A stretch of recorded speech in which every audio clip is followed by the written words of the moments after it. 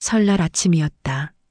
새벽부터 찬 기운이 집안 구석구석을 물들였지만 71세 조옥부는 부엌불을 켠 채 이미 몇 시간을 쏟아붓고 있었다. 조심스럽게 찹쌀 반죽을 손으로 빚고 소를 채운 송편을 김이 오른 찜기에 하나하나 올렸다. 갈비찜의 국물 농도를 맞추려 3번을 간을 보고 손으로 지단을 붙여 모둠 전에 색을 더했다. 주름진 손에는 뜨거운 국물 자국이 희미하게 배어 있었지만 조옥부는 끝까지 흐트러지지 않게 포장을 마쳤다. 보자기 안엔 세상 누구에게도 흉볼 수 없을 만큼 정갈한 음식들이 가지런히 담겼다. 잡채는 밀지 않고 그냥 눌러 담았고 송편은 부서지지 않게 배추잎 사이사이에 넣었다. 그 옆엔 손주 서진이를 위한 새해 용돈 봉투. 노란 봉투 안에 글씨를 정성껏 눌러 썼다. 늘 건강하고 밝게 자라렴. 사랑하는 할머니가. 조옥부는 김치통 뚜껑을 단단히 눌러 닫으며 말했다. 이건 김치라기보다 내 마음이다. 무거운 김치 항아리를 등짐처럼 이고 보자기와 봉투가 담긴 장바구니를 양손에 나눠들었다. 눈이 조금씩 내리고 있었지만 그날따라 마음은 유난히 따뜻했다. 그래, 오늘은 다 같이 모여 앉아 웃겠지. 쓸쓸했던 명절을 뒤로하고 드디어 가족과 함께할 수 있다는 기대가 발걸음을 가볍게 만들었다. 그렇게 큰아들 윤석진의 아파트 1504호 문 앞에 도착했을 때 그녀는 구부정한 허리를 정리하듯 펴고 초인종을 눌렀다. 띵동. 문이 열리는 찰나 인조 속눈썹을 단 윤소영이 파르르 웃음을 터뜨리며 얼굴을 내밀었다. 입꼬리는 올라가 있었지만 눈빛은 차가웠다. 어머님. 오셨어요. 아이고, 추우셨죠? 겉으로는 반가워하는 듯 했지만 그 눈에는 진심한 톨도 담겨 있지 않았다. 조옥부는 어색한 미소를 지으며 장바구니를 내밀었다. 우리 서진이 좋아하는 송편 해왔어. 갈비찜도 전도 좀 했고 그녀의 말이 끝나기도 전에 윤소영은 아이고 감사해요라며 봉투를 낚아채듯 들고 주방 쪽으로 뒤로 밀어넣듯 건넸다. 봉투를 내려놓는 손끝에는 성의보다 번거로움이 먼저 묻어 있었다. 그리고 바로 이어진 말. 엄마 아빠는 벌써 오셨어요. 그 말에 조옥부는 아주 잠깐 발밑에 현관 바닥이 사라지는 듯한 기분을 느꼈다. 아니, 설마 벌써? 같이 먹자고 하지 않았던가? 아들의 집인데. 나도 식구인데 순간 웃고 있던 입꼬리가 조금씩 내려왔다. 그러나 그녀는 그저 고개를 끄덕이며 조용히 신발을 벗었다. 그래. 그렇구나. 그 말 한마디에 묻힌 기대와 설렘은 천천히 그리고 가차없이 무너져 내렸다. 조심스럽게 거실로 들어선 조옥부는 주변을 둘러보았다. 그제야 눈앞 풍경이 또렷이 들어왔다. 긴 식탁 중앙엔 전복초, 장어구이, 불도장, 수제초밥이 줄지어 있었고 은그릇과 크리스털 잔 와인까지 곁들여져 있었다. 그 정찬의 주인은 소영의 친정 부모였다. 반면 조옥분 부부의 자리는 거실 한쪽 구석.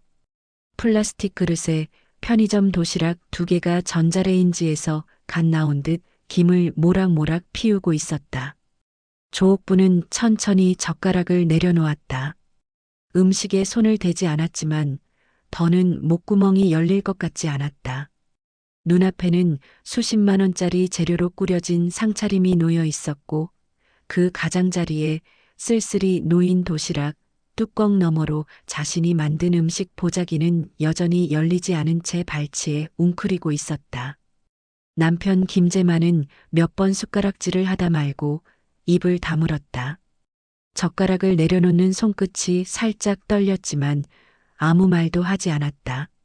낯빛은 무거웠고 등을 조금 더 굽혔다.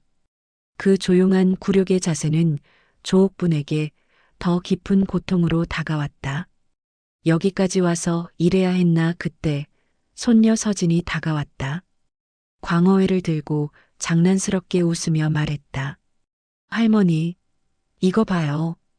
엄마가 회는 친정 식구들만 주래요. 아이의 말에 조옥부는 무심코 손을 뻗었다가 멈췄다.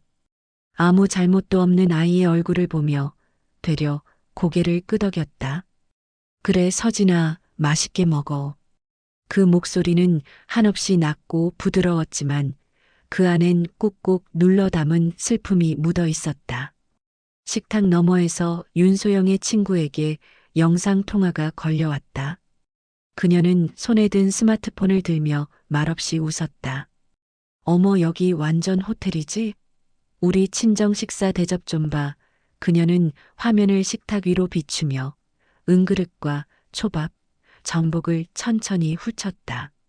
하지만 카메라는 곧 플라스틱 그릇이 놓인 조옥분 부부의 자리까지도 담아냈다. 순간 조옥분의 시야가 좁아지는 듯했다. 그 장면이 기록된다는 사실이 숨이 턱 막힐 만큼 끔찍했다. 그 와중에도 윤석진은 여전히 말이 없었다. 아들의 침묵은 조옥분을 가장 고통스럽게 했다. 자신이 모든 걸 내어주며 키운 아이. 새벽 시장 국거리 한 근을 들고도 두 번 다시는 허투루 쓰지 않겠다 다짐했던 그 시절. 등록금과 유학비를 마련하려 방송 출연도 마다하지 않았던 시간들. 그 모든 노력이 오늘 이 순간에 철저히 무너지고 있었다. 그녀는 마음속으로 되뇌었다. 내가 너한테 바란 게 뭐라고 밥 한 그릇이 그렇게 어려운 일이었니? 아니, 사람 대접 한 번 받는 게. 눈시울이 붉어졌지만 그녀는 울지 않았다. 그 순간 울면 무너진 것처럼 보여질까 두려웠다. 그녀는 조용히 허리를 고추 세우고 한 번 더 휴대폰을 꺼냈다. 메모장을 열고 새로운 문장을 추가했다. 도시락 영상 통화. 친정 대접은 자랑, 시댁은 굴욕. 서진도 구분 배웠음. 그녀는 저장 버튼을 꾹 눌렀다. 그리고 손에 힘을 주었다. 식은 송편이 든 보자기를 다시 들었다. 갈비찜도 전도 그대로 다시 봉인했다. 누구 하나 개봉하지 않은 그 음식은 다시 그녀의 품 안으로 들어왔다. 어머님, 식사 안 하세요? 소영의 말에 조옥부는 고개를 들었다. 미소조차 지우지 않은 채 담담하게 말했다. 이 집에선 내가 만든 음식은 필요 없어 보이니까 싸갈게요. 그 목소리는 낮았지만 또렷했다. 그리고 아무도 말리지 않았다. 아들도 며느리도 친정 식구도 그 누구도 그녀를 붙잡지 않았다. 현관문 앞에 섰을 때 조옥부는 신발을 천천히 신었다. 손에 든 김치통이 기울며 약간의 국물이 뚝 땅에 떨어졌다. 그 자국을 닦지도 않고 그녀는 문을 열었다. 또 고요한 복도에 그녀의 구두굽 소리만이 울렸다. 이 굴욕 절대 잊지 않을 거야. 그냥 시댁이라서가 아니라 인간으로서 이런 취급을 받은 거니까. 명절이 지나고 며칠이 흘렀지만 조옥부는 밤마다 잠을 이루지 못했다.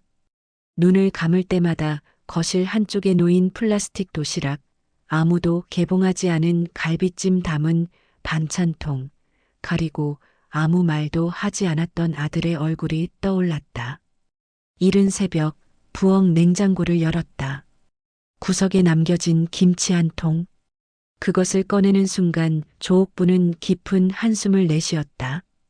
그 안에는 단지 반찬만 담긴 게 아니었다. 자신이 살아온 시간, 한 사람으로서의 자존심, 가족을 위해 바쳐온 수십 년의 희생이 함께 담겨 있었다. 뚜껑을 덮는 손끝이 유난히 무거웠다.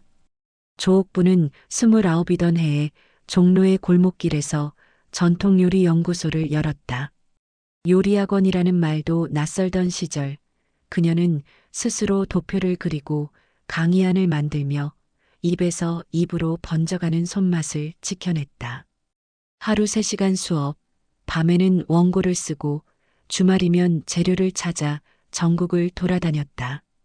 고속버스에 쪼그리고 앉아 졸다 목이 꺾이고 지방시장에서 들고 온 쌀자루에 다리를 찍히기도 했지만 그녀는 단 하루도 게을리하지 않았다. 그렇게 흘린 땀의 무게를 아는 사람은 많지 않다. 그러던 어느 날 MBC 생방송 우리 집 밥상에 출연하게 되었고 방송을 통해 그녀는 한국의 줄리아 차일드로 불리기 시작했다.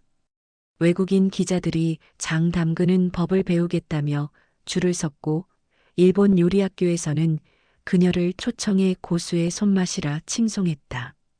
국가에서는 그녀의 레시피를 전통문화 보존자료로 등록하자며 제안했다. 그러나 그녀는 그 모든 명성과 기회를 뒤로한 채 오직 한 가지 이유로 발을 뺐다.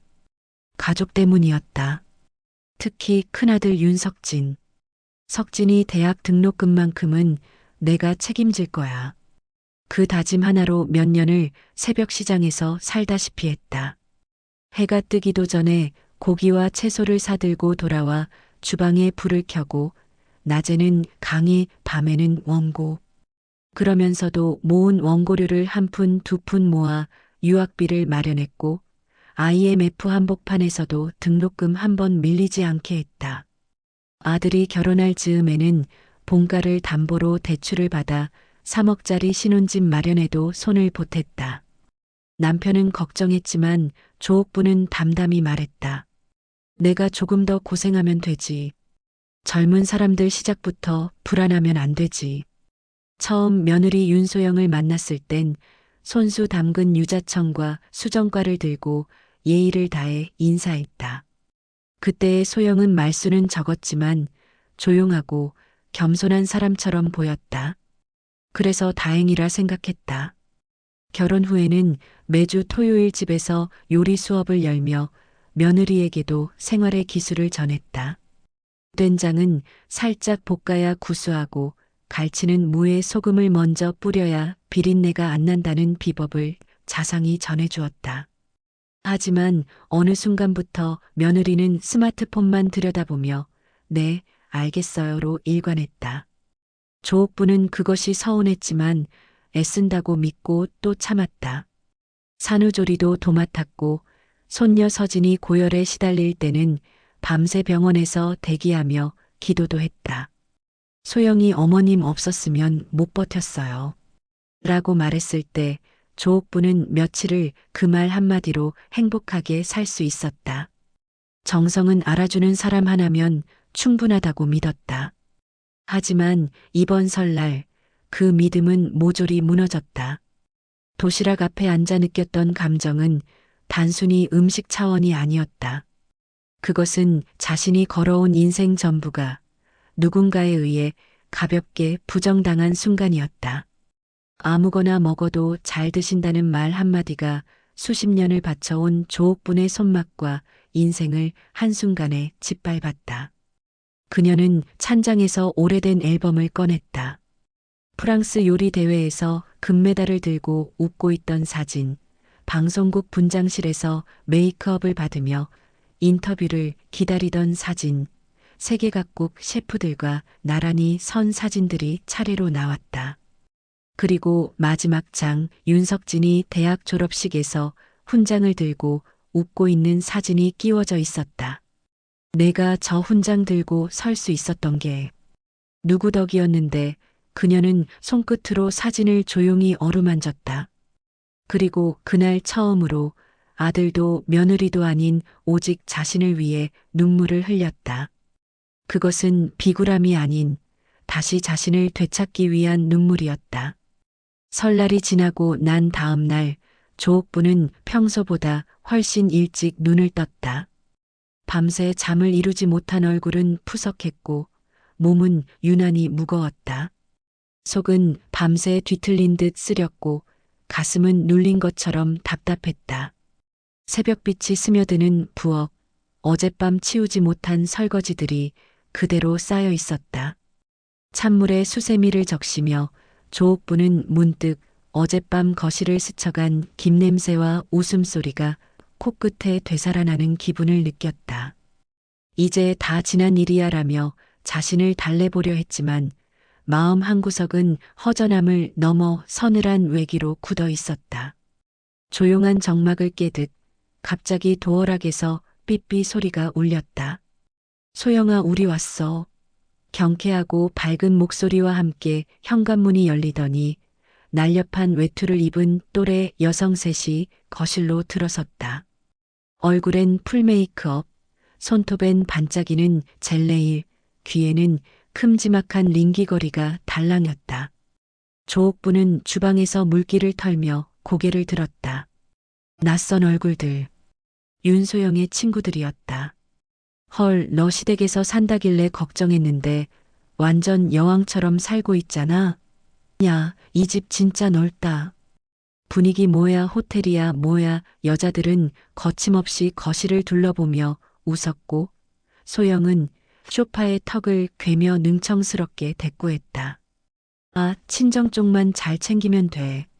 시댁은 뭐 아무거나 줘도 감지덕지니까 진짜 편해. 그 말에 친구들은 웃음을 터뜨렸다. 누군가는 입을 틀어막았고 누군가는 거실 탁자를 툭 치며 대박이다 진짜 하고 웃었다. 조옥분의 손에서 행주가 미끄러질 뻔했다. 심장이 덜컥 내려앉았다. 목이 바싹 마르고 입안이 텁텁해졌다. 찬장 쪽으로 조심스레 걸음을 옮기며 숨어들려는 찰나 또 다른 친구의 목소리가 뚫고 들어왔다. 야, 근데 진짜 도시락 줬어? 설날에? 응. 완전 편의점 스타일. 걔네는 어차피 손 안 가는 거 좋아하잖아. 헐, 미쳤다.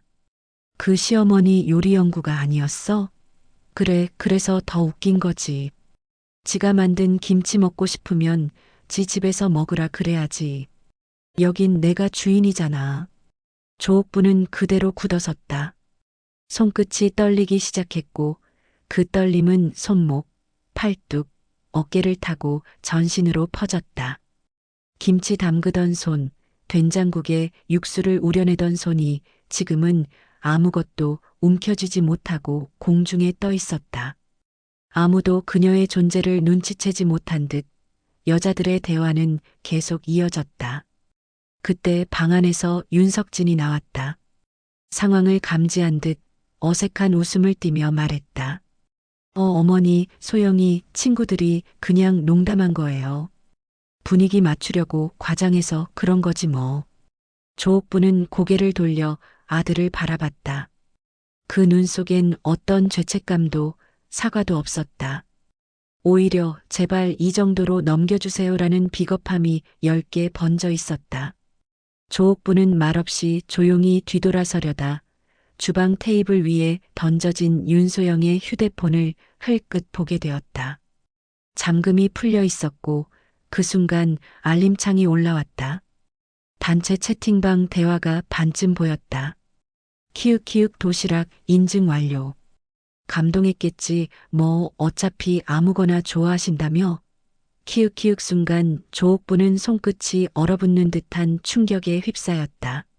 모든 혈액이 거꾸로 흐르는 느낌, 뇌가 얼얼해지며 귀에서는 웅웅 소리가 울렸다. 숨이 막혀왔다. 그녀는 조용히 자신의 휴대폰을 꺼내 메모장을 열었다. 손가락은 떨렸지만 문장은 단호하고 뚜렷하게 적혔다. 설 다음 날, 친구들과 시댁 무시, 도시락 인증, 아들은 침묵, 저장 버튼을 누른 뒤 조옥부는 오래도록 창밖을 바라보았다. 눈은 시리도록 맑았고 햇살은 따스했지만 그녀의 가슴속은 아무도 모르게 눈보라가 휘몰아치고 있었다. 분노는 이미 지나간 상태였다. 대신 깊은 절망과 뼛속까지 스며드는 배신감이 자리 잡았다. 그래, 나는 이 집에서 사람 취급조차 받지 못하는구나. 처음으로 뚜렷하게 그 생각이 들었다. 그날 밤 조옥부는 아무도 없는 안방 한가운데 앉아 손수건 하나를 조심스레 무릎 위에 펼쳤다. 그 위에는 수십 년간 요리 수업에서 가르쳐온 레시피 메모와 명절마다 정리해온 손님 맞이, 요리 순서가 고스란히 적혀 있었다. 하나하나 곱씹으며 그녀는 조용히 중얼거렸다. 이 손으로 만든 음식이 도시락보다 못하다면 내가 뭘 잘못한 걸까? 하지만 그 속에서 또 다른 목소리가 피어올랐다. 아니야. 잘못된 건 내가 아니야. 이들은 아직 진심이 뭔지도 모르고 인간에 대한 예의도 모를 뿐이야. 내가 누구였는지 이제는 보여줘야겠어. 그날 조옥부는 생애 처음으로 자신을 위해 칼을 갈았다. 그것은 요리의 칼이 아니라 무시당한 자존심을 다시 세우기 위한 조용한 결심의 칼날이었다. 명절 마지막 날 오후 조옥부는 작은 주방 의자에 앉아 자신이 기록해온 메모장을 조용히 바라보고 있었다. 손끝으로 페이지를 넘길 때마다 머릿속에는 명절 아침의 굴욕적인 장면들이 되살아났다. 며느리와 그 친구들의 조롱 섞인 웃음소리, 식탁 끝에 놓인 도시락, 그 도시락조차 무심히 던져주듯 올려놓던 손짓, 그리고 누구보다 가슴 아프게 다가온 아들의 침묵까지. 수십 년의 손맛과 헌신이 단 한 끼 밥상 앞에서 짓밟혔다는 사실이 아직도 그녀의 가슴을 꿰뚫고 있었다. 그 모든 장면이, 그 모든 모멸감이 종이 위에 문장으로 또렷이 남아 있었다. 조옥부는 한숨을 내쉬고 휴대폰을 들었다. 정수빈 셰프 호텔 로제라는 이름을 찾았다. 수십 년 전 자신의 전통요리 연구소에서 가장 성실하고 반듯하게 요리를 배우던 제자. 그녀는 짧고 단호하게 말했다. 수빈아, 나야. 오늘 저녁 시간 좀 낼 수 있겠니? 수빈은 한치의 망설임도 없이 대답했다. 선생님, 바로 갈게요. 오후 5시 조용히 조옥분의 집 앞에 고급 블랙벤 한 대가 멈춰섰다. 차량에서 내린 사람들은 호텔 셰프 유니폼을 입은 정수빈과 조리사 셋이었다. 그들의 모습은 마치 고급 출장 케이터링 팀 같았고 정중하게 허리를 숙이며 인사했다. 선생님, 어떤 요리든 가능합니다. 조옥부는 천천히 고개를 끄덕였다. 오늘은 나를 잊은 사람들에게 내가 누구였는지 알려줄 시간이야. 그녀는 조리실에 불을 켰다. 오랫동안 불이 꺼져 있던 부엌은 곧 정제된 전통 조리실로 변했다.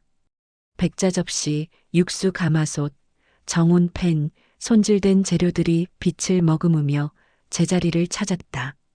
정성껏 준비된 전복은 들깨 소스에 은근하게 삶아졌고 한우 채끝살은 저온에서 겉만 익혀 천천히 육즙을 가두었다. 도토리묵은 잣소스로 버무려져 고운 그릇에 담겼고 직접 담근 장아찌는 가지런히 백자에 놓였다. 이 모든 상차림은 조옥분이 평생에 걸쳐 지켜온 손맛과 자존심을 고스란히 담고 있었다. 오후 6시 작은 아들 윤세진 가족이 가장 먼저 도착했고 이어서 윤석진과 윤소영 부부 그리고 명절날 도시락을 조롱하던 친구들까지 집 안으로 들어섰다. 은은한 조명과 국악선율, 정갈한 한식 상차림이 펼쳐진 그 자리에 모두는 당황과 긴장 속에 자리를 잡았다. 조옥부는 정갈하게 한복을 입은 채 미소를 머금고 앉아 있었다. 윤소영이 의아하다는 듯 물었다. 어머님, 이게 무슨 날이에요? 조옥부는 담담히 대답했다. 오늘은 내가 대접하고 싶은 날이야. 내 방식대로. 그때 정수빈 셰프가 앞에 나와 고개를 숙였다. 이 음식은 선생님께서 프랑스 요리 대회에서 수상하신 복분자 전복찜입니다. 이어지는 음식은 한우 채끝살, 전통 간장 숙성 갈비찜, 그리고 잣소스로 무친 도토리묵 모두가 말없이 수빈의 설명을 들으며 테이블을 바라봤다. 음식의 향과 색감, 차림새 하나하나에서 누구도 흉볼 수 없는 정성과 품격이 느껴졌다. 조옥부는 리모컨을 눌렀고 벽면에 설치된 빔 프로젝터가 작동했다. 영상에는 그녀가 과거 방송에 출연하던 장면들이 차례로 흘러나왔다. 명인열전 조옥분의 손맛, 한국의 줄리아 차일드, 외국 셰프들이 인정한 대한민국 한식 명장. 화면 속 그녀는 각국 셰프들과 당당히 서 있었고 장을 담그며 설명하는 손끝은 여전히 또렷했다. 모두가 숨을 죽인 채 화면을 응시했다. 윤소영은 고개를 숙였고 윤석진은 얼굴을 들지 못했다. 조옥부는 조용히 그들을 바라보다 천천히 입을 열었다. 나는 그냥 밥 잘하는 노인이 아니야. 수십 년 동안 이 손맛 하나로 전통을 지키고 세상과 싸워온 사람이야. 그런데 그런 내가 도시락이나 먹는 사람 취급을 받았다는 게 내 인생에서 가장 큰 모욕이었어. 그녀는 이어서 윤소영을 똑바로 바라보며 말했다. 도시락 인증 캡처. 감동했겠지 키읔키읔 그 문장. 아직도 생생하게 기억나. 아무 말도 하지 못한 윤소영은 입술을 달싹일 뿐이었다. 조옥부는 마지막으로 덧붙였다. 나는 너희에게 특별한 걸 원한 게 아니야. 진심한 숟가락이면 됐어. 그런데 너희는 날 조롱했어. 그녀는 고개를 들어 말했다. 이 자리는 나를 존중할 수 있는 사람만 앉아도 돼. 억지로 앉을 필요는 없어. 조용한 침묵 속에 윤소영은 자리에서 일어나 방을 빠져나갔다. 윤석진도 뒤따르려다 조옥분의 말에 멈춰섰다. 석진아, 서진이 갈비찜은 이쪽에 있어. 그 아이는 아직 진심이 뭔지 아는 아이니까. 수빈 셰프는 조용히 다가와 속삭였다. 선생님, 오늘 정말 멋지십니다. 조옥부는 말없이 고개를 끄덕였다. 그 자리는 그 누구보다 단단하고 빛나는 자격으로 앉은 자리였다. 명절 마지막 날 오후 조옥부는 작은 주방 의자에 앉아 자신이 기록해온 메모장을 오래도록 바라봤다. 손끝으로 페이지를 넘길 때마다 며느리와 친구들의 웃음소리, 윤석진의 침묵, 식탁 위 도시락의 김 냄새가 다새 떠올랐다. 그녀는 조용히 휴대폰을 들어 연락처를 눌렀다. 정수빈 셰프 호텔 로제 10년 전 자신의 연구소에서 눈을 반짝이며 배우던 제자의 이름이었다. 수빈아, 나야. 부탁 하나만 할게. 오늘 저녁 너 시간 되니? 수빈은 잠시도 망설이지 않고 대답했다.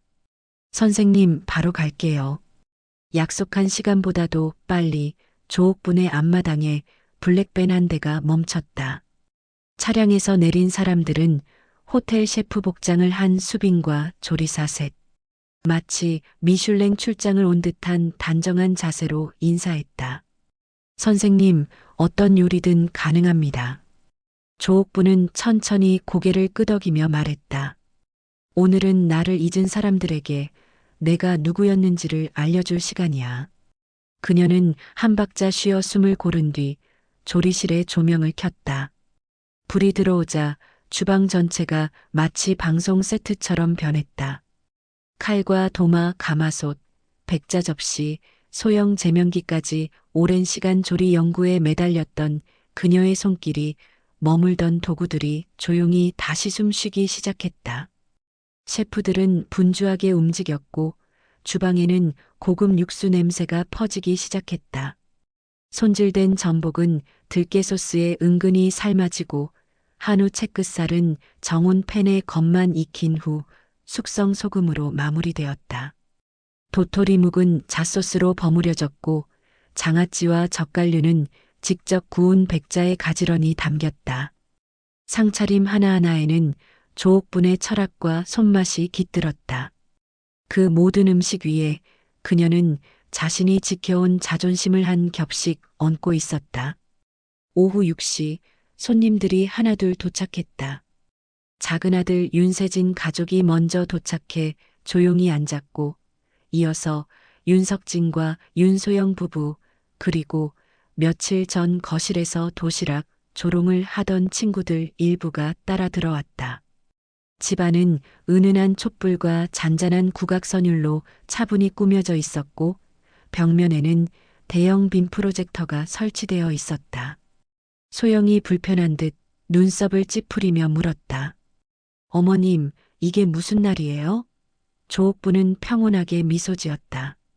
오늘은 내가 대접하고 싶은 날이야. 내 방식대로.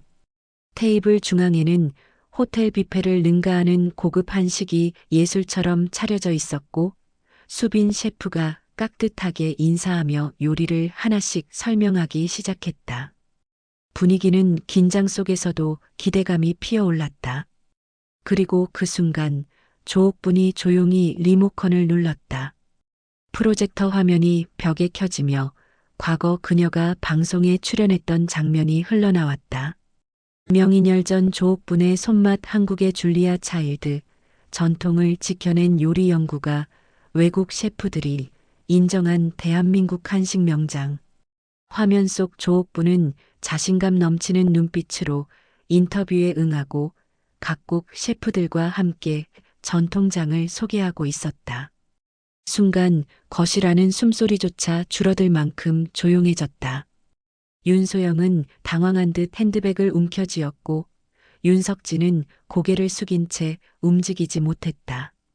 친구 중 한 명은 아예 얼굴을 돌렸다. 조옥부는 천천히 그들 쪽을 바라보며 입을 열었다. 나는 그냥 밥 잘하는 할머니가 아니야. 한때 이 나라에서 가장 손맛 좋다는 사람으로 불렸던 사람이야. 그녀는 한 번 숨을 고르며 말을 이었다. 그런 내가 며느리 친구들 앞에서 도시락이나 먹는 사람 취급을 받았다는 게 내 인생에서 가장 큰 모욕이었어. 그녀의 말이 끝났을 때 방 안에 있던 사람들은 아무 말도 하지 못했다. 그리고 조옥부는 다시 입을 열었다. 나는 너희 대접을 바라지 않았다. 그저 진심한 숟가락이면 됐어. 그런데 너희는 날 조롱했어. 그녀는 윤소영을 똑바로 바라보며 덧붙였다. 도시락 인증 캡처 봤어. 감동했겠지 키읔키읔 그 문장. 지금도 기억나. 소영은 입술을 달싹였지만 말은 나오지 않았다. 조옥부는 차분하게 말했다. 이 자리는 나를 존중할 수 있는 사람만 앉아도 돼. 억지로 앉을 필요 없어. 소영은 멍하니 있다가 이내 조용히 자리에서 일어나 주방을 빠져나갔다. 윤석진도 따라 나가려 했지만 조옥분의 말에 멈춰섰다. 석진아, 서진이 갈비찜은 이쪽에 있어. 걔는 아직 진심이 뭔지 아는 아이니까. 조용히 서 있던 수빈 셰프가 고개를 숙이며 속삭였다. 선생님, 오늘 정말 멋지십니다. 조옥부는 처음으로 식탁에 앉아 조용히 고개를 끄덕였다. 그 자리는 그 누구보다 단단하고 빛나는 자격으로 차지한 자리였다.